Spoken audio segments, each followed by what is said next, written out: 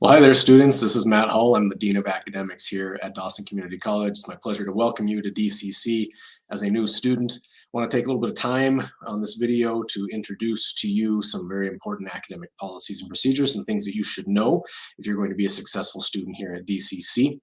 My role as a Dean of Academics covers a lot of different things, anything relating to instruction, courses, course scheduling, programs, program development, faculty, and so on. And all of that is under my leadership.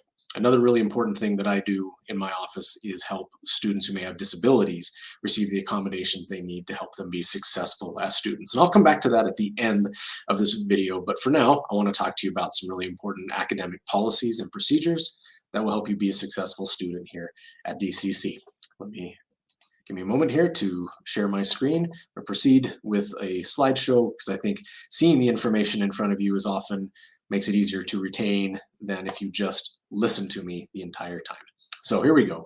Things I want to talk to you about today are institutional learning outcomes, academic integrity, adding and dropping courses, withdrawing from courses, your grades, instructor policies, and then I want to finish with just a little pep talk about effort. Let me talk about institutional learning outcomes to begin with. ILOs, we sometimes call them, or institutional learning outcomes, are our assurance to you that when you leave here at DCC, that you will be a well-rounded student, having learned a lot of things about a lot of different areas, and hopefully that will propel you on to becoming a lifelong learner. These institutional learning outcomes are embedded into all of our programs here at DCC. We have 7 of them. First of all, critical thinking, effective communication, mathematical proficiency, and information literacy are embedded into every single one of our programs here at DCC. So whether you are a student who is going to start at DCC and transfer into a 4-year, say, English program, or you were here just for 1 year to earn a welding certificate, all of those programs, all of our programs, have all 4 of those first 4 institutional learning outcomes embedded in the coursework. Scientific proficiency and cultural competence can be found in all of our transfer degrees. So in our Associate of Art and Associate of Science programs, that could be anything from English to math to history to allied health to criminal justice, you name it. You will also see scientific proficiency and cultural competence in addition to the previous 4 institutional learning outcomes. If you are in a career technical program, something that's going to teach you a very specific set of skills to get into the workforce after just 1 or 2 years, we also include human relations as part of your curriculum, because we believe it's important that you not only learn the trade skill that you are learning, but also human skills. Everybody who learns a trade also needs to learn how to work with people. So those are institutional learning outcomes, and the goal is to make sure that when you leave here, you've received a well-rounded education that helps you become a lifelong learner. Let's talk about academic integrity. Academic integrity, I believe, begins with your efforts to be an active participant in your education, not just a spectator in the back, hardly paying attention, but somebody who shows up and is engaged regularly in their education. Don't just float your way through this. Get engaged. Take responsibility for your education. Be an active participant, whether you are an on-campus student or an online student. Take this seriously and give this the time and effort it deserves. Consistent communication is key to academic integrity, making sure that you have an open line of communication with your instructor and that you take the initiative to initiate those conversations and that communication. Sometimes don't always rely on your instructor to reach out to you. Mature behavior and respectful interactions are the foundation and the bedrock of academic integrity and good relationships with your instructors. And that brings us to this important point of doing your own work. In college, it is critically important that you do your own work on the assignments that you are given, or if you borrow the thinking of somebody else or the writing of somebody else to help you complete your assignments, that you give credit where it's due, that you cite your sources. So doing your own work and giving credit where it's due are critically important in college. And the penalties for cheating and or plagiarism in college, penalties are very steep. You can expect probably an F on the assignment, maybe an F in a portion of the class, maybe even an F in the entire course, depending on how egregious your lack of integrity is. So please don't test this. Do your own work and give credit where it's due. Let me talk to you about adding and dropping courses. Pay attention to this. This is really important. You can add a course at DCC up until the 8th day or through the 8th day of instruction. After that, we're about 10% through the semester, and you've missed a significant portion of the class, and it's not really conducive to your success to add a course that late.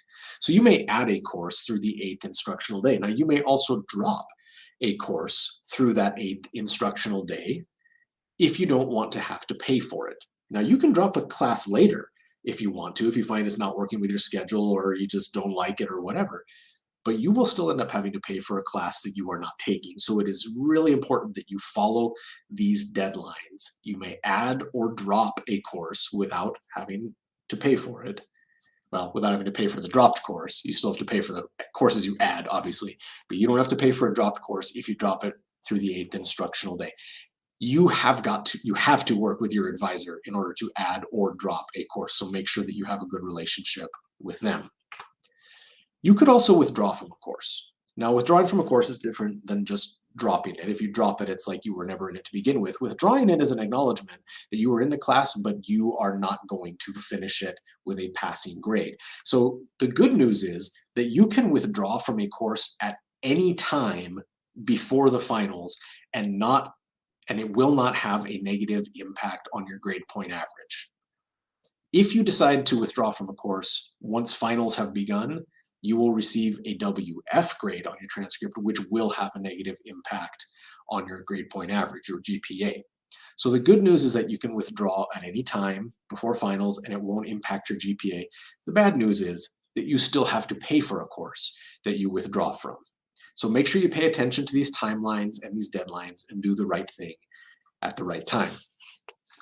Let me talk to you about grades. In order to apply a course or the credits you have earned from that course to your graduation requirements, that is, in order for it to be included or counted towards your degree or certificate, you have to earn a C- or better in that course. Now, a D technically is passing, but a D in a course means that course cannot be counted towards your degree. And if you earn a D in a course that is required for your program, you will have to retake that course. So learn to be a good student. Make sure you check your course syllabi grading scales because not every grading scale is the same in every course or for every instructor. And then if you have any questions about your grade, please just reach out to your instructors at the right time after class, in their office when they are working in their offices, and just ask them for an update. Ask them for your current grade status so you can make sure you know where you are standing academically. Which brings me to another point, that not every instructor here at DCC has the same policies, and you need to be aware of that. Whether you are an on-campus or an online student, it is important for you to understand what each instructor expects of you. Our policies for instructors are not uniform. They have different policies regarding attendance, for example, or grading, or late work. For those instructors who give more flexibility to students in terms of attendance or late assignments and so on, I would encourage you to take advantage of that. If you are allowed to turn in late work with a penalty, turn in the late work and take the penalty. Turning in a late assignment and earning 50% on it is better than not turning it in at all and getting a 0. Zeros are killer when it comes to your courses. So pay attention to what your instructors expect of you. If you don't understand what they expect, ask them questions if you're confused. And then once you've gotten clarification about those expectations, respect their expectations and give your best effort. Which brings me to my last point today, which is effort. Don't just accept your life, lead it. Don't just sit back, be a spectator in this, be a participant. A college education is absolutely something that you will get out of proportionately what you put into it. So take responsibility for your education. And if you run into obstacles or challenges, learn how to come up with solutions by yourself. Now, that doesn't mean we don't stand here ready to help you, ready to support you all the way through this. We are staff, our faculty are committed to your success as a student, but you must make the effort. You must take some initiative on this on your own. Everybody here wants to help you succeed, but you're gonna have to own this yourself. So ask questions, Find solutions and figure it out. And as you do, you will build confidence as a student.